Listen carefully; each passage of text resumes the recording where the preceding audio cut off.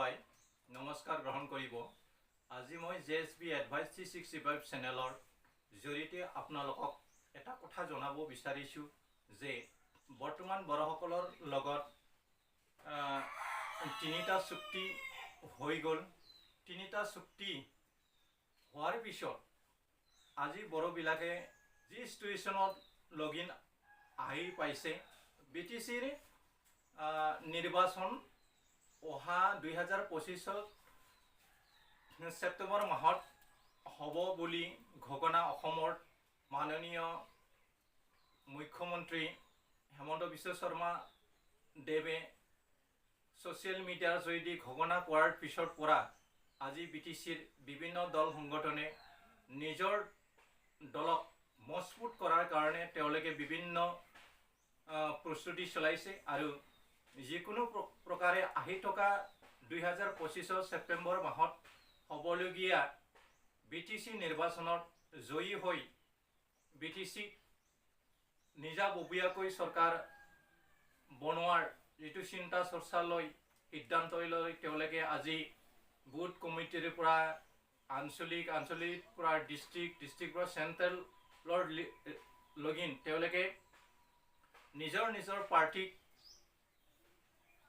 এজেণ্ডাবোৰ বা ভিজনবোৰ হাল সলনি কৰি কেনেকৈ BTC বাসিন্দাক নিজৰ পাৰ্টিক পিনে টানি নি মেজৰিটি MCLA জিতিয়াই কেনেকৈ BTCক দখল কৰিব পাৰে তাকে লৈ ৰিজনেল পলিটিকেল পাৰ্টি আৰু নেশ্যনেল পলিটিকেল পাৰ্টিয়ে নিজৰ পাৰ্টিক জিতাই নিয়াৰ কাৰণে বৰ্তমান গাঁৱে ভূঞে নগৰে মেলে মিটিঙে কৈ আছে আৰু তেওঁলোকে আহি থকা 2025 ছেপ্টেম্বৰ মাহত হ'বলগীয়া BTC নিৰ্বাচনত জিতি নিজে নিজৰ দখলত ৰাইজক আনি BTCৰ দখল কৰাত বৰ্তমান ৰণত নামিছে। গণতন্ত্ৰৰ দেশত চবৰে অধিকাৰ আছে, চবৰে মেল মিটিং আৰু নিজৰ দেশখন চলোৱাৰ ক্ষমতা থাকে। গতিকে গণতন্ত্ৰৰ দেশত ৰাইজে ৰজা, ৰাইজে ইচ্ছা কৰিলে সকলো কামবোৰ কৰিব পাৰে, কিন্তু ৰাইজে যদি ইচ্ছা নকৰে তেতিয়া দেশৰ বা ৰাইজৰ সমস্যাবোৰ সমাধান নহয়। মোৰ আজি বিষয়টো এইটোৱে যে 2020 27 জানুৱাৰীত বড়ো বিভিন্ন দল লগতে অসম চৰকাৰ ভাৰত চৰকাৰ লগ লাগি এটা শান্তি চুক্তি নামেৰে এটা চুক্তি কৰা হৈছিল, কিন্তু চুক্তিখন কৰাৰ পিছত এই চুক্তিৰ দফাবোৰৰ কেনেকৈ সমাধান কৰিব লাগিছিল, সফল কৰিব লাগিছিল, কিন্তু এই চুক্তিকাৰীবিলাকে নিজৰ কথাৰে ফুলজাৰি মাৰি ৰাইজক ভুৱা আশ্বাস দি আজি বৰ্তমান চৰকাৰত গাদীত বহি আছে আৰু তেওঁলোকৰ চৰকাৰ NDB ভাই ভনীসকলৰ পেণ্ডিং যিটো ইছ্যু, এই ইছ্যুবোৰক সমাধান কৰাৰ কাৰণে তেওঁলোকে তেওঁলোকৰ সমস্যাবোৰক লৈ আজি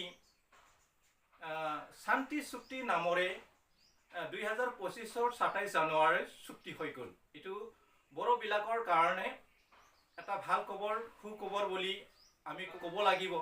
কিন্তু কথাটো হ'ল এই শান্তি চুক্তিৰ নামত যি দুই এজন নেতাবিলাকে নিজকে কিং মেকাৰ ভাবি গোটেই বড়ো জাতিক শাসন কৰাৰ নামত শোষণ কৰি তেওঁলোকে লাখ লাখ টকাৰ বিল্ডিং অট্টালিকা সজাই আজি ক'ব বিচাৰিছে যে বড়োবিলাকে BTR চুক্তিৰ দ্বাৰা BTCৰ শান্তি ঘূৰাই আনিব পৰা গৈছে আৰু এই শান্তি ঘূৰাই অনাৰ কাৰণে বৰ্তমান BTCৰ বিভিন্ন উন্নয়নৰ কাম কাজ হৈছে বুলি আজি মাননীয় প্ৰমোদ বড়ো দেৱে ক'ব বিচাৰে। এখেতে বহুত মিটিঙতে কয় যে তেওঁৰ দ্বাৰাহে BTCৰ শান্তি চুক্তি ঘূৰাই অনা হৈছে, কিন্তু এখেতে কথাটো জনা দৰকাৰ যে পৃথিৱীৰ কোনো বুৰঞ্জীত ইতিহাসত এটা শান্তি চুক্তি কৰাৰ পিছত জেলত থাকিব লাগে এইটো লিখা আমি কতো বিচাৰি নাপায়। শান্তি চুক্তি কৰা মানে তেওঁলোকে নিজৰ দক্ষণ স্বীকাৰ কৰি লোৱা, আৰু দক্ষণ যেতিয়া মানুহে স্বীকাৰ কৰে তেতিয়া তেওঁলোকে সমাধান পায়।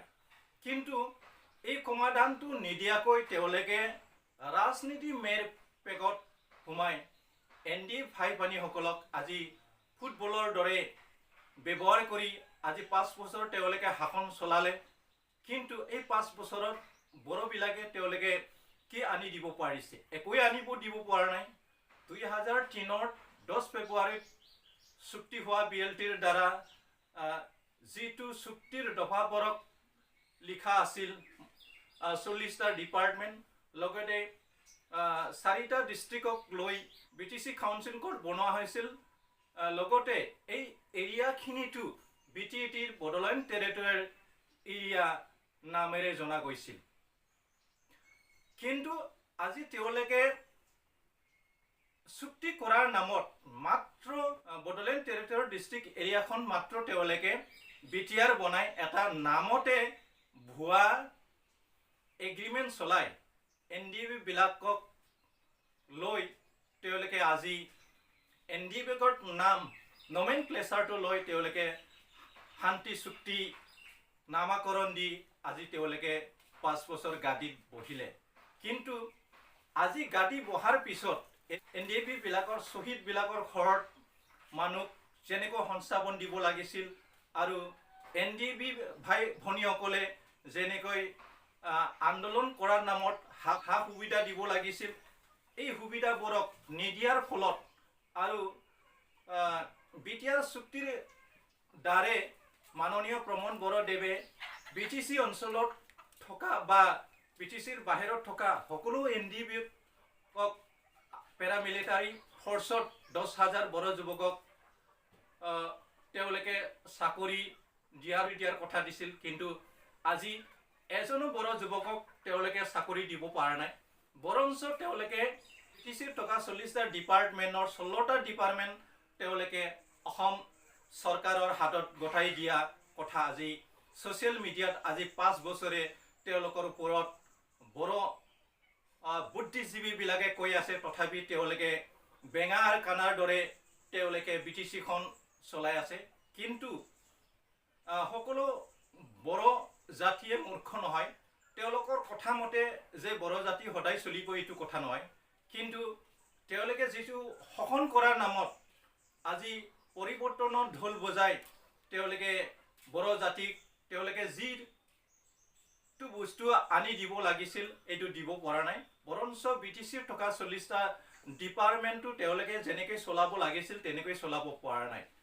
ইয়াৰ পৰা আমি জানো যে এই বৰ্তমান BTCৰ থকা 2-এজন নেতা মাত্ৰ কথাৰে ফুলজাৰি মাৰিব জানে। তেওঁলোকে আইন কানুনৰ কথা লিখা কথা বলা বা BTCৰ 40টা ডিপাৰ্টমেণ্টত থকা পাৱাৰ এণ্ড পেঞ্চনবিলাকক যেনেকৈ তেওঁলোকে প্ৰপাৰ ইউটিলাইজেশ্যন কৰিব লাগিছিল তেনেকৈ তেওঁলোকে কৰিব পৰা নাই। কিয়নো বৰ্তমান BTCখন দিছপুৰৰ পৰাহে মাননীয় হেমন্ত বিশ্ব শৰ্মা দেৱে নিজৰ হাতত ৰাখি লাগামখন বা ব্ৰেকখন ধৰি BTCটো শাসন কৰি থকা যেন আমি অনুভৱ কৰোঁ। গতিকে মাননীয় হাগ্ৰামা মহিলাৰে দেৱে অনা 40টা ডিপাৰ্টমেণ্টক তেওঁলোকে ৰক্ষা কৰিব পৰা নাই। আগতে BTCৰ চুক্তিৰ দ্বাৰা চেল্ফ গভৰ্ণমেণ্ট ৰুল কৰি BTCৰ থকা ৰেভিনিউবিলাকে BTC চৰকাৰে ব্যৱহাৰ কৰিছিল। কিন্তু আজি মাননীয় প্ৰমোদ বড়োদেৱৰ চৰকাৰে এই ৰেভিনিউবিলাকক BTCক ডাইৰেক্টলি ব্যৱহাৰ কৰিব পৰা নাই। তেওঁলোকে অসম চৰকাৰক এই ৰেভিনিউবিলাকক গতাই দিয়া আমি গম পাওঁ। গতিকে আজি কিয় BTCত UPPL আৰু BPF থকাৰ স্বত্তেও আজি NDB বিলাকে কিয় নতুন দল এল্টাৰনেটিভ পলিটিকেল পাৰ্টি অফ বড়োলেণ্ড নামাকৰণে তেওঁলোকে নতুন দল খুলিব লগা হ'ল? ইয়াৰ মেইন কালপ্ৰিট বা দোষী খুন কিয় NDB ভাই ভনীসকলক লৈ চুক্তি 2027 জানুৱাৰীত কৰিলে আৰু 27 জানুৱাৰী শান্তি চুক্তি হোৱাৰ পিছত আজি NDB বিলাকে আজি কিয় সংগ্ৰাম কৰিব লগা হ'ল আৰু আজি কিয় তেওঁলোকে নতুন ৰাজনীতি দল খুলি আজি কিয় তেওঁলোকে এল্টাৰনেটিভ ৱে লৈ NDB-ক ফেণ্ডিং থকা কিছুমান ইছ্যুবিলাকক সমাধান কৰাৰ কাৰণে আজি তেওঁলোকে নতুন ৰাজনীতি দল যাৰ নাম এল্টাৰনেটিভ পলিটিকেল পাৰ্টি অফ বড়োলেণ্ড নামেৰে তেওঁলোকে আজি জন্ম দিলে। ইয়াৰ সভাপতি হ'ল মাননীয় অঞ্জালি দৈমাৰী। এখেতে মাননীয় ৰঞ্জন দৈমাৰীক ভনী হয় আৰু তেওঁৰ দ্বাৰাই আজি NDB বিলাকে তেওঁক প্ৰেচিডেণ্ট সজাই আৰু তেওঁলোকৰ পাৰ্টিক ষ্ট্ৰাকচাৰবোৰ বনাই ল'লে। আজি তেওঁলোকে গাঁৱে ভূঞে নগৰে নিজৰ পাৰ্টিৰ এজেণ্ডা ইছ্যুবোৰ কোৱাৰ কথা তেওঁলোকে আৰম্ভ কৰিলে। কিন্তু তেওঁলোকে যদি মাননীয় প্ৰমোদ বৰদেৱে NDB বিলাকৰ সমস্যাবোৰ যদি ধুনীয়াকৈ চালি জাৰি কৰি তেওঁলোকৰ সমস্যাবোৰ সমাধান কৰাৰ দায়িত্ব একেদৰ আছিল, কিয়নো তেওঁ আৰু আপচুৰ পৰা লৰেন্স ইছলাৰী আৰু প্ৰমোদ বৰদেৱে এই NDB বিলাকৰ সমস্যাবোৰ সমাধান কৰাৰ কাৰণে তেওঁলোকে হাতত লৈছিল আৰু হাতত লোৱাৰ পিছত তেওঁলোকে NDB বিলাকে কৰ নামেৰে শান্তি চুক্তি কৰি আজি 5 বছৰ গাদীত বহিলে। কিছুমান নেতাই ডাঙৰ ডাঙৰ বিল্ডিং অট্টালিকা মাটি বাৰী সম্পত্তি হ'ল, কিন্তু NDB ভাইসকলৰ সমস্যাই হৈ থাকিল। তেওঁলোকে 35 বছৰ হাবিয়ে জংঘলে থাকি সংগ্ৰাম কৰাৰ বিনিময়ত আজি তেওঁলোকে কি পালে? একোৱেই নাপালে। তেওঁলোকে আজি নিজৰ অস্তিত্ব ৰক্ষা কৰাৰ নামত আজি এল্টাৰনেটিভ পাৰ্টি অফ বড়োলেণ্ড নামকৰণে আজি নতুন দল খুলিছে। গণতন্ত্ৰৰ দেশৰ চবৰে অধিকাৰ আছে, দল সংগঠন জন্ম দি শাসন কৰাৰ দায়িত্ব লোৱাৰ চবৰে ক্ষমতা আছে। গতিকে আজি চিন্তনীয় বিষয় হৈ পৰিছে যে এল্টাৰনেটিভ পলিটিকেল পাৰ্টি কোনো পাৰ্টি বা দলৰ শত্ৰু নহয় বুলি তেওঁলোকৰ নতুন প্ৰেচিডেণ্ট মাননীয় অঞ্জালি দৈমাৰী কৈছে। আৰু BTCৰ দ্বাৰাই বড়োসকলক যিটো সেল্ফ গভৰ্নিং কৰাৰ যিটো অধিকাৰ দিছিল, এই অধিকাৰবোৰ আজি নাইকিয়া হ'ল। নাইকিয়া হোৱাৰ পিছত বড়োসকলৰ যিটো অধিকাৰ যেনেকৈ 2003 10 ফেব্ৰুৱাৰী BLT চুক্তিৰ আকৰে লিখা আছিল, এই চুক্তিবোৰত নাইকিয়া কৰাৰ কাৰণে কিছুমান বড়ো নেতাবিলাকক লৈ আজি বড়োবিলাকৰ এছামিজনাইজেশ্যন কৰাৰ কাৰণে 2-এজন নেতা নিজৰ গাদী ৰক্ষা কৰাৰ নামত আজি মিছা কথাৰে ফুলজাৰি মাৰি আজি বড়োবিলাকক ধ্বংস কৰাৰ লগতে BTCৰ থকা 35 লাখ জনসাধাৰণ আৰু 6 জাতিক ৰক্ষণ কৰাৰ দায়িত্ব যেনেকৈ হাগ্ৰামা মহিলাৰীয়ে এই সময়ত লৈছিল। কিন্তু আজি দিনত মাত্ৰ মিঠা কথাৰে কৈ মানুহবিলাকক সান্তনা পুৰস্কাৰ দিয়াৰ বাদে মাননীয় প্ৰমোদ বৰদেৱে একোই কৰিব পৰা নাই। কিয়নো BTC আছে, তেওঁলোকে মাত্ৰ ফুকন চৌধুৰীটো তেওঁলোকে ফুকন দাস বনোৱাৰ দৰে মাত্ৰ এৰিয়াখন মাত্ৰ তেওঁলোকে সলনি কৰিছে। কিন্তু BTDখন সলনি কৰাৰ কাৰণে আমি চুক্তি কৰাৰ দৰকাৰ নাই। এইটো অসম গভৰ্ণৰৰ থ্ৰুৱেদি নটিফিকেশ্যন দি আমি BTDৰ নামকৰণ নতুনকৈ কৰিব পৰা প্ৰচেছ আছে। কিন্তু ইয়াক লৈ আমি হাজাৰ হাজাৰ মানুহ মৰাৰ বা আন্দোলন কৰাৰ দৰকাৰ নাছিল। কিন্তু এই সময়ত হাগ্ৰামা মহিলাৰীয়ে 17 বছৰ শাসন চলি BTCখন নিজৰ পাৱাৰত ৰাখি ৰাইজক ৰাখি 17 বছৰ শাসন চলাইছিল। তেওঁ কেনেকৈ এই দখলৰ পৰা নাইকিয়া কৰিব পাৰে তাকে লৈ তেওঁলোকে আন্দোলন আৰু সংগ্ৰাম কৰিছিল আৰু লাষ্ট পৰ্যায়ত তেওঁলোকে একো উপায় নাপায় জংঘলত থকা NDB ভাই ভনীসকলক লৈ আজি শান্তি চুক্তি স্বাক্ষৰ কৰিলে কিয়নো শান্তি চুক্তি কোনো নৰ্মেল সাধাৰণ দলৰ দ্বাৰে নহয় শান্তি চুক্তিটো হ'ল এটা সংগ্ৰামী বা এটা অস্ত্ৰধাৰী দলত লগতে হয় তাৰ মানে শান্তি চুক্তিখন ভাৰত চৰকাৰে NDB দ্বাৰা কৰা হৈছিল কিন্তু NDB দ্বাৰা শান্তি চুক্তি হোৱাৰ পিছত NDBৰ সমস্যা সমাধান হ'ব লাগিছিল বৰ্তমানলৈকে চেন্ট্ৰেল এৰেষ্টেড জেলত 60 জন NDB খিদাৰে জেলত আছে আৰু লগতে কি সিগনেটৰী মাননীয় ৰঞ্জন দৈমাৰীক যেতিয়া বড়ো শান্তি চুক্তি স্বাক্ষৰ কৰাৰ কাৰণে তেওঁলোকে দিল্লীক জেলৰ পৰা নিছিল জেলৰ পৰা নি তেওঁলোকে শান্তি চুক্তি কৰাৰ পিছত তেওঁক কনভিক্টেড সজাই জেলত আকৌ ঘুমাই দিলে এজন চুক্তিকাৰীয়ে জেলত থাকিব লগা কোনো আইন কানুনত নাই কিয়নো তেওঁলোকে শান্তি চুক্তি কৰাৰ পিছত তেওঁলোকৰ নিজৰ দল সংগঠনখন নাইকিয়া কৰালে আৰু অস্ত্ৰবিলাক ভাৰত চৰকাৰ আৰু অসম চৰকাৰৰ কথা মতে আজি তেওঁলোকে সাবমিশন কৰিলে বা গঠাই দিলে কিন্তু গঠাই দিয়াৰ পিছত NDB ভাই ভনীসকলৰ সমস্যা বৰ্তমান BTCৰ দায়িত্বত থকা মাননীয় প্ৰমোদ বৰদেৱে সমাধান কৰিব লাগিছিল কিন্তু একেতে 5 বছৰত NDB ভাই ভনীসকলৰ নিয়া কেছ আৰু তেওঁলোকৰ ডাঙৰ ডাঙৰ কেছ বৰক নাইকিয়া কৰাৰ কথা যেতিয়া নিৰ্বাচন আহে তেতিয়া তেওঁলোকে NDB ভাই ভনীসকলক জেলৰ পৰা মুক্তি দিয়াৰ কথা কয় আৰু নিয়া কেছত ফচি থকা মানুহবিলাকক অতি শীঘ্ৰে তেওঁলোকক বা জেলৰ পৰা বাহিৰ কৰা হ'ব আৰু ডকপৰ মুক্তি কৰা হ'ব বুলি তেওঁলোকে যেতিয়া ইলেকশ্যন আহে নিৰ্বাচন আহে তেতিয়া গাঁৱে ভূঞে নগৰে চহৰে মেলে মিটিঙে আৰু ছ'চিয়েল মিডিয়াত তেওঁলোকৰ কথা কোৱাৰ কথা আমি দেখিবলৈ পাওঁ কিন্তু ইলেকশ্যন বা নিৰ্বাচন হোৱাৰ আগত তেওঁলোকে কেতিয়াও NDB ভাই ভনীবিলাকৰ জেলৰ পৰা মুক্ত কৰা আৰু তেওঁলোকৰ ডাঙৰ ডাঙৰ কেছবোৰ নাইকিয়া কৰাৰ কথা মুক্ত কৰাৰ কথা তেওঁলোকে চিন্তা নকৰে মাত্ৰ যেতিয়া গাদীত আহে তেতিয়া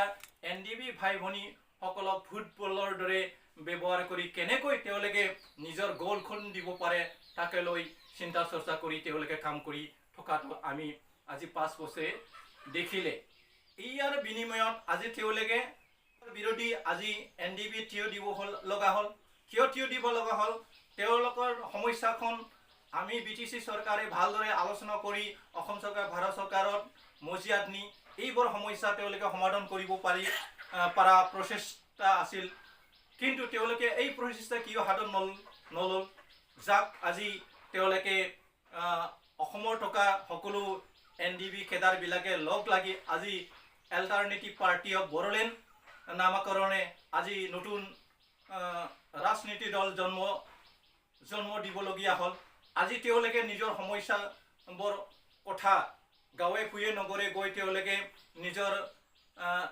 পলিটিকেল মুনাফা আদায় কৰাৰ কাৰণে তেওঁলোকে আজি BTCখন দখল কৰাৰ তেওঁলোকে চিন্তা চৰ্চা কৰিছে ইয়াৰ বিনিময়ত তেওঁৰ পলিটিকেল কেৰিয়াৰ আজি ধ্বংস হোৱাৰ পদত গতিকে NDB ভাই ভনীসকলে যিটো চিন্তা চৰ্চা কৰিছে তেওঁলোকৰ চিন্তা চৰ্চা কৰাৰ তেওঁলোকৰ অধিকাৰ আছে আৰু তেওঁলোকৰ কি সিগনেটৰী মাননীয় ৰঞ্জন দৈমাৰী আৰু জেলত থকা 60 জন NDB কেডাৰৰ মুক্ত কৰাৰ দায়িত্ব NDB ফৰামৰ দায়িত্ব আছে যাক দায়িত্বক তেওঁলোকে গধুৰ দায়িত্ব বুলি মানি লৈছে গধুৰ দায়িত্ব মানি লোৱাৰ পিছত তেওঁলোকে বহি নাথাকি আজি নতুন ৰাজনীতিৰ দল কৰি BTCখন দখল কৰিব নোৱাৰিলে কোনোবা মেজৰিটি MCLA পোৱা পাৰ্টিবিলাকৰ লগ লাগি কেনেকৈ ৰঞ্জন দৈমাৰী আৰু জেলত থকা ব্যক্তিসকলক মুকলি আকাশৰ তলত আনিব পাৰে তাকে লৈ তেওঁলোকে যুদ্ধ কৰাত আজি এই আৰম্ভ কৰিলে গতিকে আহি থকা সময়ত মাননীয় প্ৰমোদ বড়ো দেৱৰ ইউপিপিএল পাৰ্টি আৰু এল্টাৰনেটিভ পাৰ্টি অফ বড়োলেণ্ডৰ লগত যিটো ফাইট, এই ফাইটৰ দ্বাৰাই তেওঁলোকৰ পাৰ্টিৰ MCLA যিটো প্লেনিং, এইবোৰ প্লেনিং মিছনবোৰ ফেল হ'ব। গতিকে বৰ্তমান BTC থকা সকলো জাতি গোষ্ঠীয়ে চিন্তা চৰ্চাৰ দৰকাৰ। চিন্তা চৰ্চা কৰি আমি BTCখন কেনেকৈ শান্তিৰে বসবাস কৰি আৰু আমাৰ সমস্যাবোৰ আমি এই 24টা জাতিয়ে কেনেকৈ সমাধান কৰিব পাৰে তাকেলৈ চিন্তা চৰ্চা কৰি আৰু কেনেকুৱা ব্যক্তিক জিতাই দি আমি BTCখন ৰক্ষা কৰিব পাৰে তাকে চিন্তা চৰ্চা কৰাৰ দৰকাৰ। আমি কথাৰে ফুল জাৰি মাৰা মিঠা মিঠা চিনিৰ দৰে কথা কোৱা নেতাৰ প্ৰয়োজন নাই।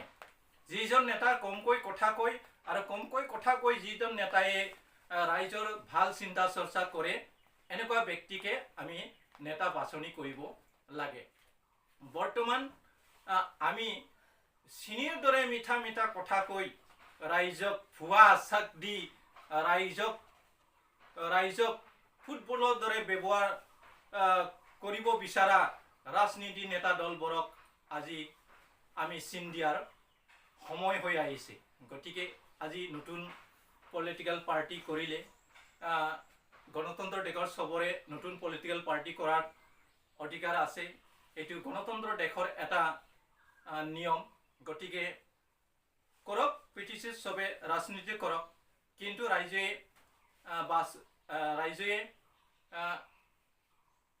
কেনেকুৱা পাৰ্টিক আমি BTC গাড়ীত বহুৱাব লাগে ৰাইজে জানে। গতিকে ইয়াৰ বিষয়ে মই বহলকৈ কথা ক'ব নিবিচাৰোঁ।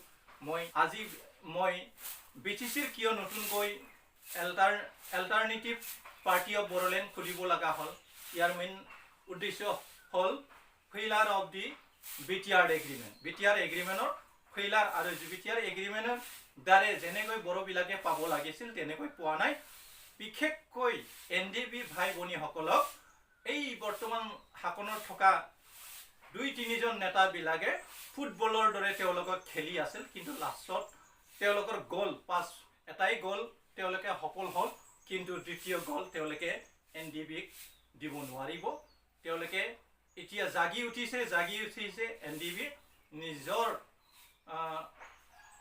অধীনত আজি নতুনকৈ ৰাজনীতি দল জন্ম দিলে। এই ৰাজনীতি দল দি তেওঁলোকে BTCখন কেনেকৈ দখল কৰিব পাৰে তাকে চিন্তা চৰ্চা কৰি আছে।